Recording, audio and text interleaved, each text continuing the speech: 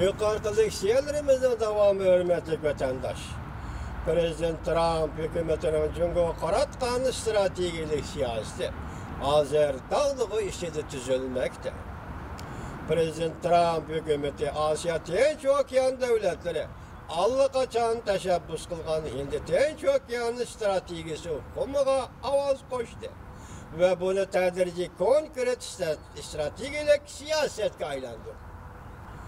Bu strategiyalik siyaset qaratmalik jihatda musharayindagi muhim raqobatchi Jungoga qaratilgan.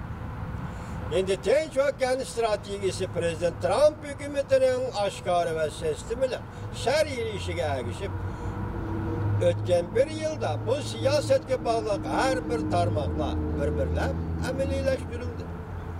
Muavin Prezident Mike Pence'ning sovuq munosabatlar urushi xarakterlik xitobnoma shakllik nutqi va bu nutqni so'zlashning oldi keynida o'tgan yil 10 ayning 4-kun. Muavin Prezident Mike Pence Amerika hukumatining yuqori darajalik amaldorlari sifatida tunji qatim nihoyat aniq holda erkin geçip etilgan. Endi Tinch Okeani strategiyasini tilga oldi.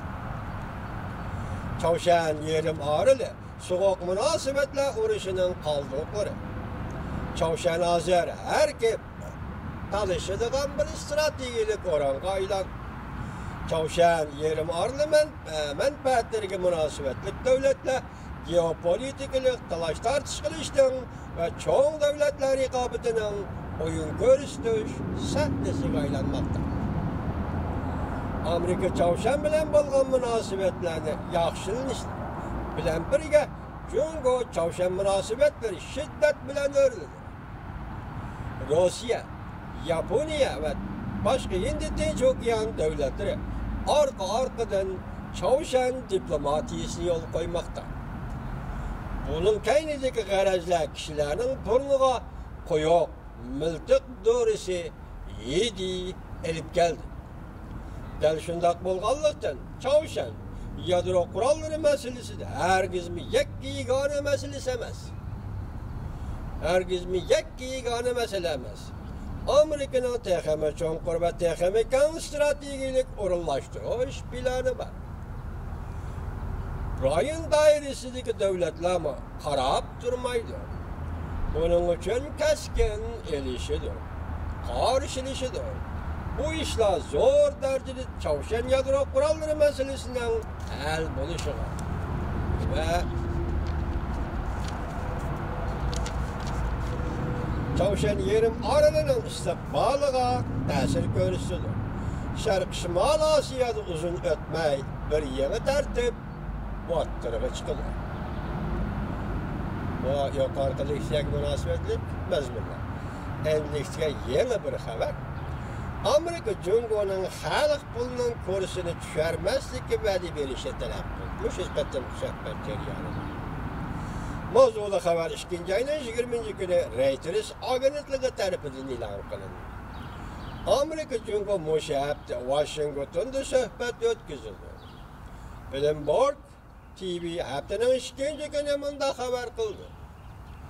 Amerika kelishimda Jungoning xalq pulini paxallashtirmaydiganligi to'g'risida va'da berishini talab qildi. Xabardor kishilarning so'zlaridan naql keltirib bunday ko'rsatdi. Jungo Amerika tushunish eslatmasini muhokama qilib o'tdi. Eng oxirgi savdo kelishimining asosiy sifatida buning ichidagi bir mavzu xalq puli pirvod siyosatidir. Xabarda bunday ko'rsatildi. Amerika Jungo pulining kursini muqim tutishiga va'da berishini talab qildi. Amerika Jungoning xalq pulini paxallashtirish orqali Amerikaning tamoyil beji bilan qarshilaydigan vosita qilishini xohlamaydi. Amerika savdo suhbat vakillari umigining a'zosi Monichin o'tgan yili 10-oyda Amerika Jungo savdo suhbati xalq puli masalasini bartaraf qilish kerak va bu oraliqda Jungo pulini paxallashtirmaslikka ogohlantirgan edi. O'tgan yilda suhbat Washingtonda boshlandi. Prezident Trump mundaq ko'rsatdi.